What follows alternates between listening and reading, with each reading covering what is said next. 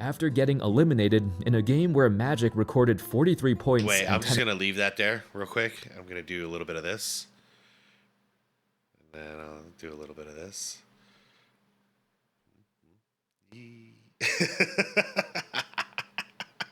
Yes, sir. Yes, sir. Feels good to beat the Lakers. Good job, Suns.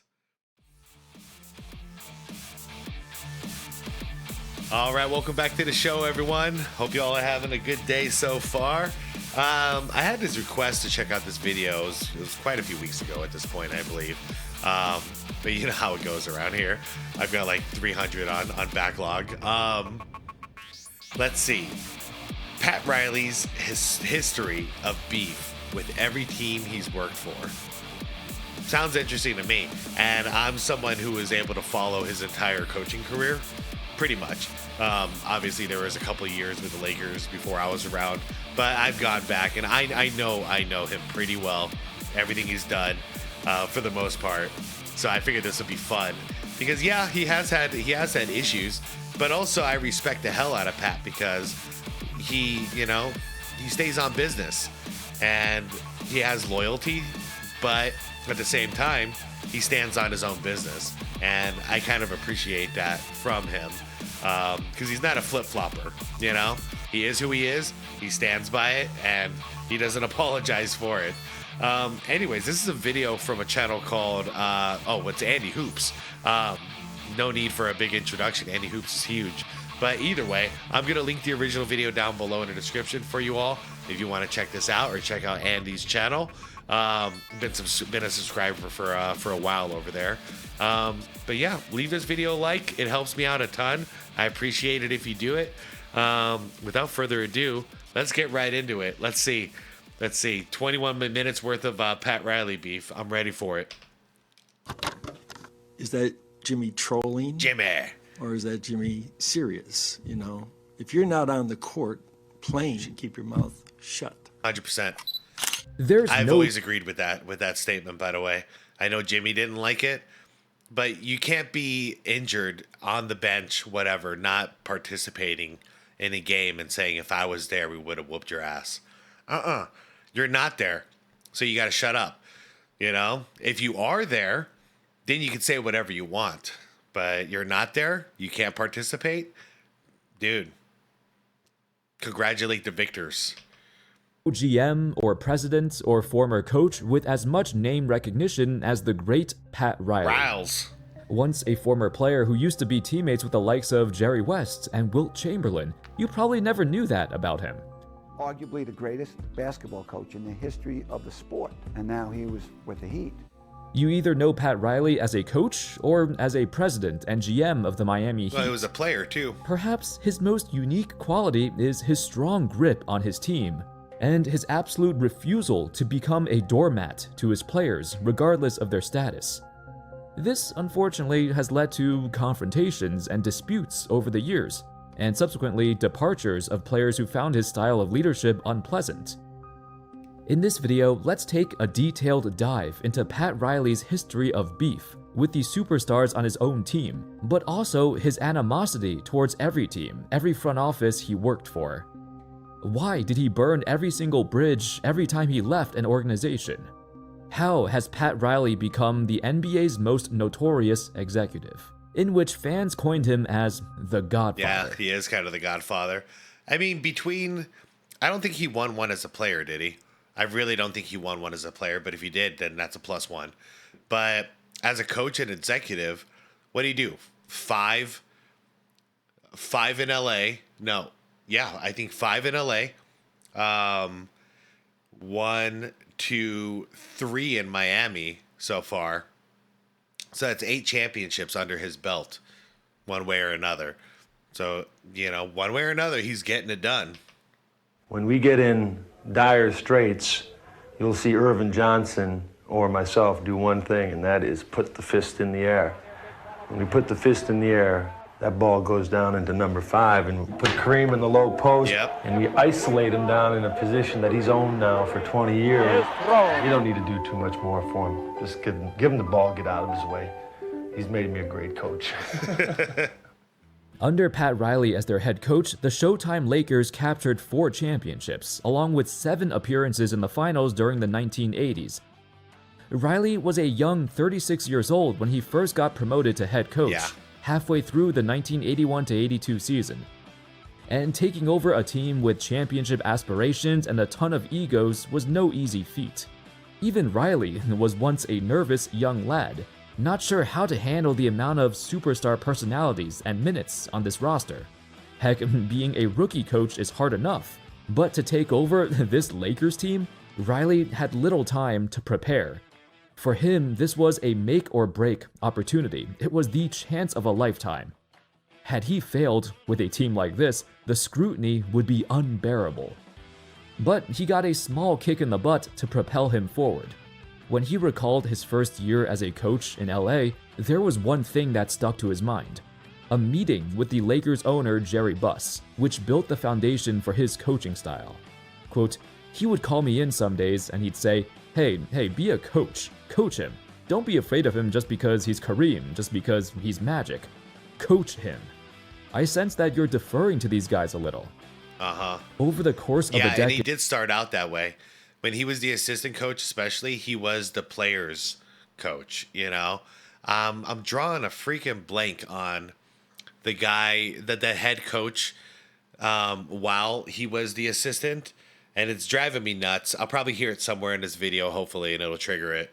But yeah, anyways, that guy, that coach was basically my way or the highway. And honestly, it was terrible basketball. So the whole team was kind of like revolting against their coach until he did get fired and Rouse got put into that seat. But yeah, Riley started out too soft because, you know, it was that balance. He was the good cop and a good cop, bad cop dynamic. But yeah, he definitely toughened up over time, didn't he? As the Lakers head coach, Riley instilled his hard-nosed demeanor into his team and believed that no matter the talent or stature of the player, he will be coached as hard as the 13th man at the end of the bench.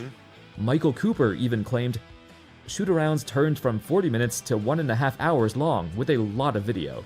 It was mentally fatiguing." All the success, the championships, the fame, the Lakers dynasty in the 1980s was all under the spotlight. Behind closed doors, however, the cracks were becoming larger and larger, with Pat Riley at the center of the controversy. Riley slowly transformed as a coach. In fact, he no longer wanted to be just the coach. He exhibited a level of control over his players that seriously rubbed them the wrong way. For example, according to Magic, Riley would even assign seats to them on the plane, and would punish any player who doesn't follow this rule by getting fewer minutes in the next game. He stated, quote, "He wanted to control everything. He tried to control the whole arena. He wanted to control the locker room, the band, the Laker girls. He tried to control everything, and he got away from what he was there to do." By the late 90s, I just thought of a thing of it was a recent podcast with Dwayne Wade with Haslam and Mike Miller, and they're all joking about them losing and Riley taking all the cookies off the plane so they didn't get their cookie reward after the game, and they all knew about it. They're like, "Damn cookies," you know. Like, he hasn't changed much apparently. He's still the same old guy. 1980s, despite the Lakers still being contenders and still reaching the finals year after year, the environment in the locker room was horrible. The vibes were negative, and you can sense this team, this dynasty, was crumbling. A team that was once endeared for not only their success, but their camaraderie. It seemed like a remnant of the past. And all the blame went to Riley. In his final year with the team, he still managed to coach the Lakers to a ridiculous 63 wins, the second most wins of the Pat Riley era. Actually, he even won the Coach of the Year award. So even with the turmoil, the sheer talent of the Lakers was enough, and the controlling nature of Riley did lead to results. Unfortunately, those results would soon be flipped over their head, as the Lakers entered the 1990 playoffs. This is when they were going for a three-peat, isn't it? Wait, no, it's not. No, it's not. Nope, I'm confusing my stories here because I remember a story about Pat basically over practicing the hell out of everybody, and then some injuries followed. Let's see if this is it. Turnover number 2. Jimmy tells us that. Look out! Look KJ, get him! Get him, KJ! Get him, KJ! Don't back down. That's the first time in his career Magic's ever been kicked out for fighting. I don't remember that. Now underneath they go to Eddie Johnson from 20 in the corner. Good. The Suns lead it by all the 1. way. Hell The yeah, crowd beat is LA. hushed as the Lakers go off. They are through, and the Suns will go on to play for the Western Conference Championship. That's my dogs. All of that stuff going on behind the scenes, all the cracks in the foundation shattered. Everything came crumbling down at the same time. A good day when the Suns beat By the Lakers in game the 4 playoffs. of the series, it became obvious that the Lakers were discombobulated. The Suns, a team that they swept in the previous year and should have been swept again, surprisingly found themselves in control for the entire series. So when they won game 4... By the way, no, we definitely shouldn't have been swept. That's a decent team right there. But we should not have beaten the Showtime Lakers. No way should we have won.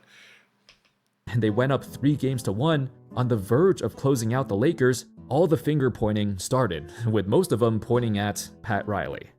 After getting eliminated in a game where Magic recorded 43 points... Wait, I'm just going to leave that there real quick. I'm going to do a little bit of this. And then I'll do a little bit of this.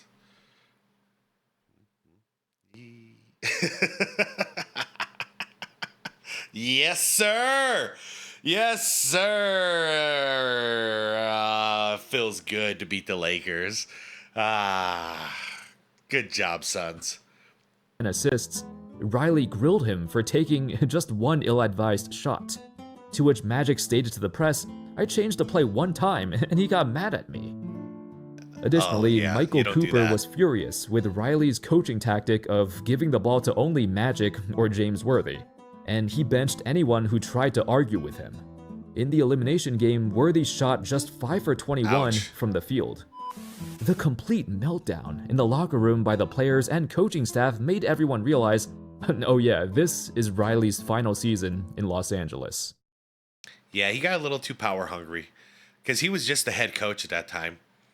But that's why his next move, he wanted more control, and I get it. And that's what he finally really got in Miami. New York, he just wanted a new playground, you know, because he got booted out of the last one.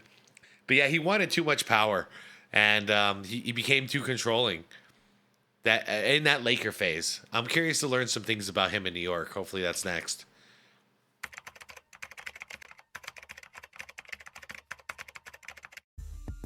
Pat Riley took a brief departure from coaching, but it wouldn't be too long before his return, this time to Madison Square Garden.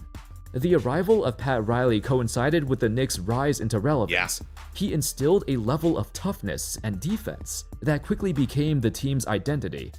But that's why I respect him, though, because he won as the Showtime Lakers, right? And then, well, he didn't win with the Knicks, but they were contenders every single year. If it wasn't for Jordan, I think he would have won with the Knicks at least once. But regardless of that, he was a basketball genius, Pat Riley. So Showtime, that worked with the Magic Johnson Lakers, and then he saw what they had to work with in New York, and he was like, all right, we're gonna do the opposite here. So they just buckled down, tough, defensive, you know. Very similar to the Bad Boy Pistons philosophy is what was instilled in there. And they became like the enemies of the league, you know, because of that persona, but it worked pretty well. He established a tight control over his players, a polarizing tactic that led to years of dismay among the Lakers' locker room. For the Knicks, however, this is what they needed. What Riley did best was assign a role to every single player on the roster and make sure they practiced their role to an absolute perfection.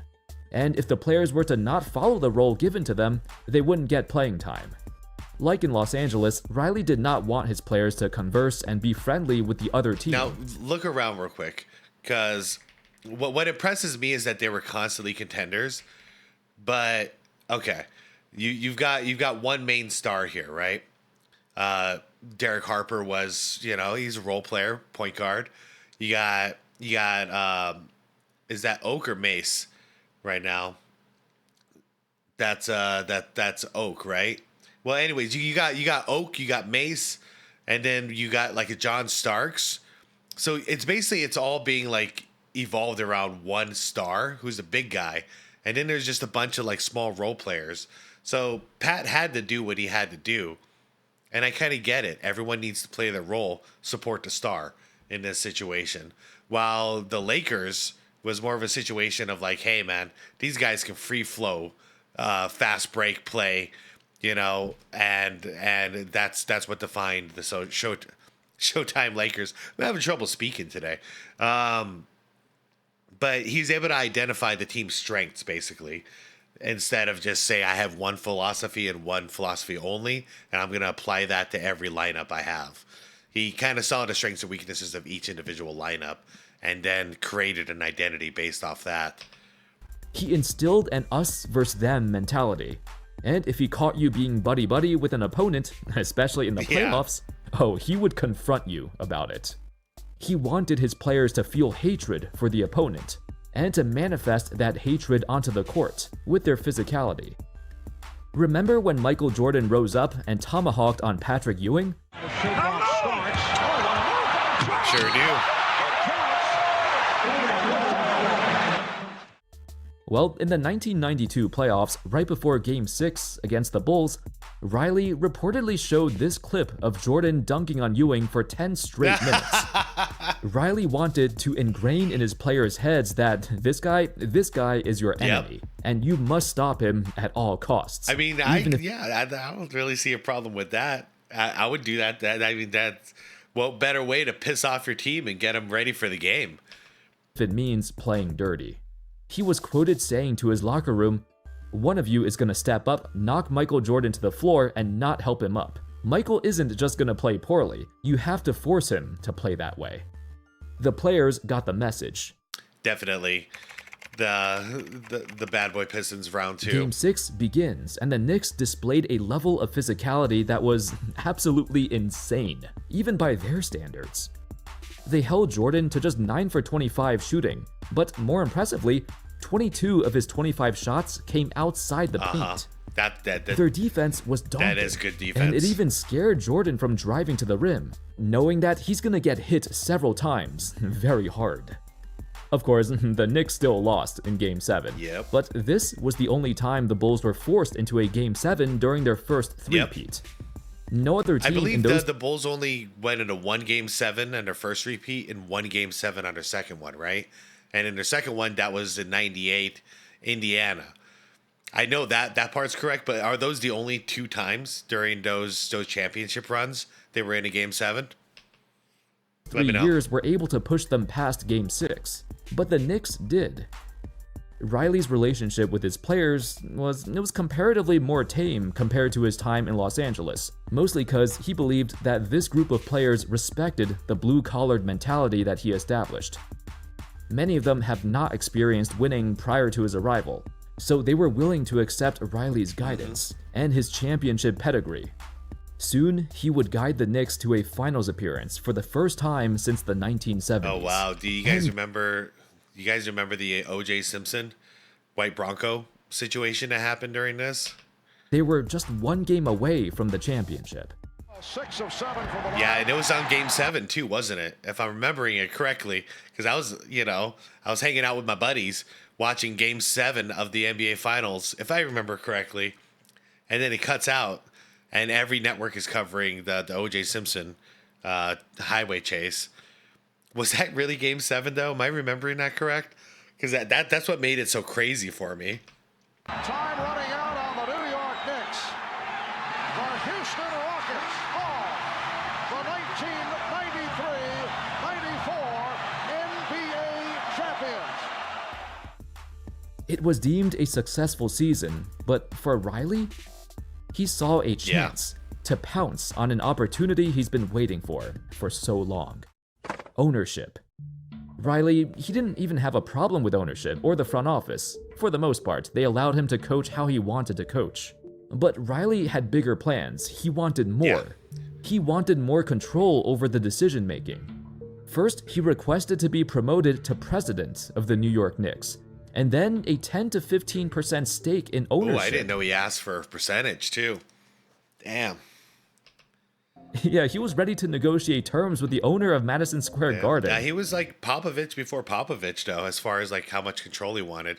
But I don't think Popovich has a stake in the team, but he does have full control of the team as far as, you know, as far as trading goes and his lineups, and he's obviously the coach. Does Popovich have a stake in the Spurs now? Because I actually wouldn't be too surprised if they eventually worked out some kind of deal where he has some percentage. But before he could even start the conversation, he got rejected. The owner of the Garden, Rand Ariskog, knew what was coming and shut it down without consideration. Hold on. All right, for the last 2 years, I had consistently and repeatedly expressed to the Knicks management my desire and need to be charged with ultimate responsibility for all significant aspects of the ball club. Knew what was coming and shut it down without consideration. During this time, I had tried my best to reach an agreement with management on these issues. Unhappily, the gap between us could not be bridged. June 15th, 1995. Okay.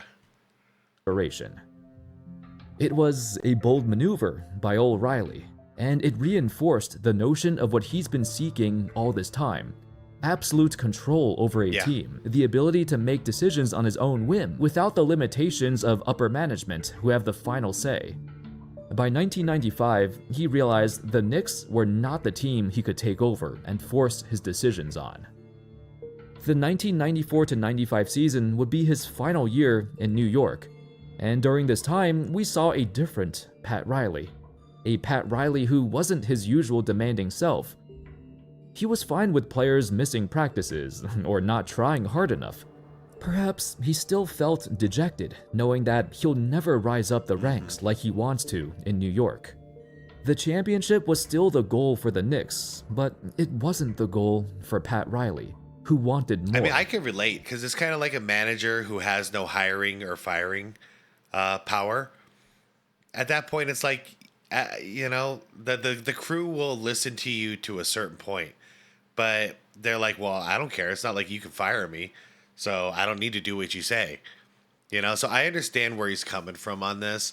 Is it a healthy thing for a team? I don't really know. I don't really know if it is when it comes to basketball, but I understand what he's thinking. You know, these guys aren't going to respect me because I'm the one who can get fired if we fail. So what the hell? He admitted in his 4 years in New York, it was like he aged 10 years. Yeah. But you wouldn't think so, considering how immaculate his hairline is. He never looked happy in New York. I'll be completely real. He always looked pissed off.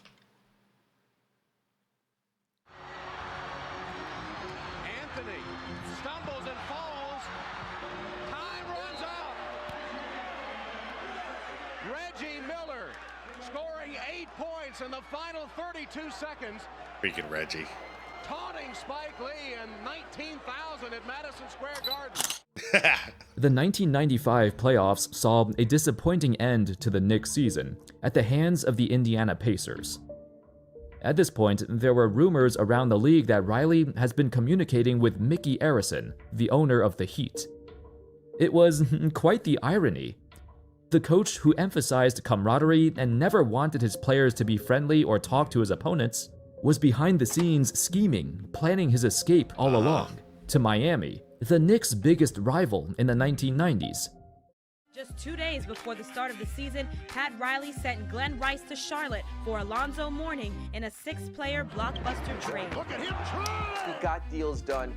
I think I'm fortunate to be in this situation right now. I will be playing under one of the greatest coaches that ever coached the game. All of a sudden, the Miami Heat had something it never had before. It had an identity. Yeah. And so Riley's exit strategy commenced, along with his plan to not just become Miami's new coach, but a key figure in the organization. According to Chris Herring, a senior writer at Sports Illustrated, who covered the Knicks during this era, this is what Riley demanded. Quote, Riley wanted an immediate 10% ownership of the team, and another 10% share over the course of his deal. He also wanted Arison to loan him money to pay taxes on the initial 10% stake. He also wanted complete control over Miami's basketball operations and to be named the team president. Did he get percentage? Riley wanted Arison to purchase his sprawling homes near Los Angeles and New York City. He wanted a limo service to and from games in Miami. Whoa. He wanted credit cards and $300 per day. What?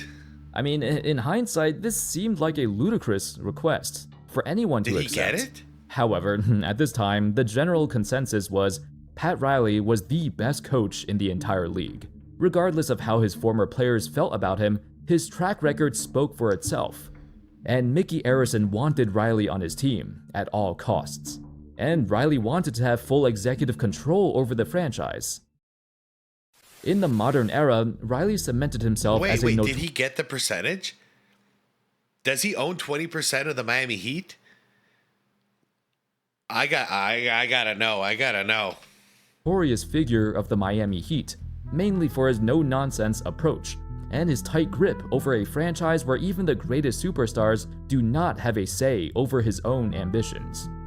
It first started with Alonzo Mourning, and while their relationship has developed into a mutual respect for each other, it didn't always start this way.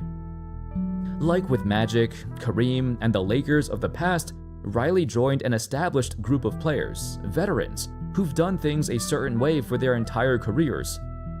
Riley changed that, and once again, established strict rules and regulations, which initially pissed off Mourning. Eventually, however, they came to an understanding, and Mourning now considers him as one of his dearest friends. Yeah, absolutely. Yeah. Alonzo and Pat have been very, very loyal to each other, still to this day. Later, however, another feud arose between Pat Riley and none other than the Big Diesel. Shaq is no stranger to having public feuds. Heck, he had one with Kobe just a few years prior, which led to his departure. Shaq is a guy who does not like to play by the rules. When he's not playing basketball, he likes spending the summer doing whatever the hell he wants. It was a popular trend that every summer, Shaq would show up out of shape, and he'd have to work his way back into shape as the season progressed. Riley, at the beginning of the 2006-07 season, a few months after the Miami Heat won their first ever championship, his foot was still on the pedal.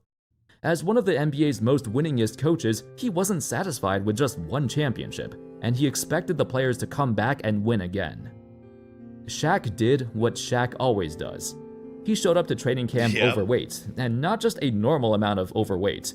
Shaq was 100 pounds overweight, showing up to training camp at nearly 400 pounds.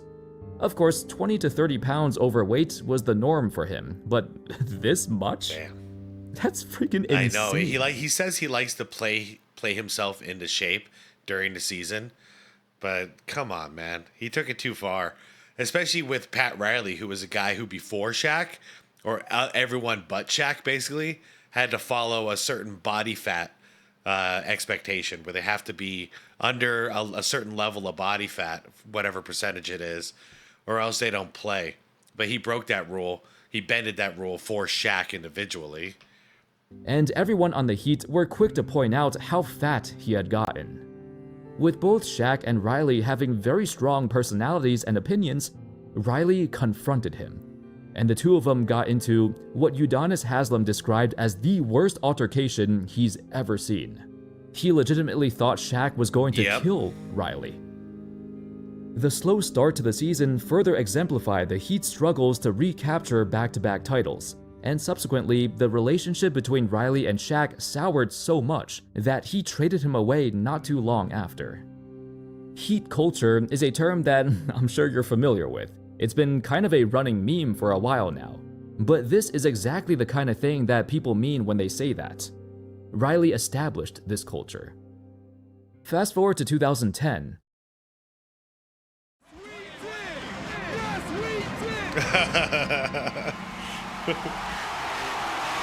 Not 20, not 21, not 23. The Miami Heat Big Three became the most recognizable super team in all of sports. And with the sheer amount of superstardom on this roster, along with it came several attempts for them to control the team and bend the roster to their own will.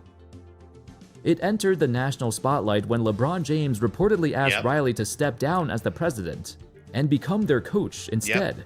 as he did not have faith in the young Eric And Spoelstra. Dwayne Wade told LeBron, like, nah, you don't want that, dude. And also Spo was not scared at all of LeBron here. But that's just to show you, everybody. People say LeBron didn't have a great coach or anything like that. No, this is what he does with great coaches. He tries to get them fired, okay? Because Eric Spoelstra is going down as one of the greatest coaches we've ever seen. But he tried to get him fired day one. You know, what did Jordan do with a rookie coach named Phil Jackson, rookie head coach in the NBA? Supported him. All the way to the very end, supported him. And they won 6 championships together because of it. People forget these things. He had Spo in the same time that MJ had Phil. Around the same time in their careers, too. But, nope. He didn't want it. Dude, LeBron would not have lasted 5 minutes with Riley as his coach. And Dwayne Wade knows it. He's talked about it multiple times. Riley, however, was not having it. He backed up Spoelstra hard and told LeBron straight to his face, "This is my team. You don't get to force me to do the things I don't want to do." Yes, sir. While Riley tends to have disagreements with his superstars, there's one thing that they all share in common: their desire for success, their motivation and hunger to win. While the relationship between LeBron and Riley started off rocky, it improved over the years because they share that common purpose. You need a certain type of personality to get along with Riley, and the one thing he doesn't respect is players who step out of line and try to do his job. Legit. Once LeBron understood that and fully bought into Spoelstra as the definite coach, they started winning championships. But that's why it only lasted 4 years, was because LeBron wants full control as a player, which is crazy. So if we're talking about a coach wanting full control and that's crazy, think about a player, you know?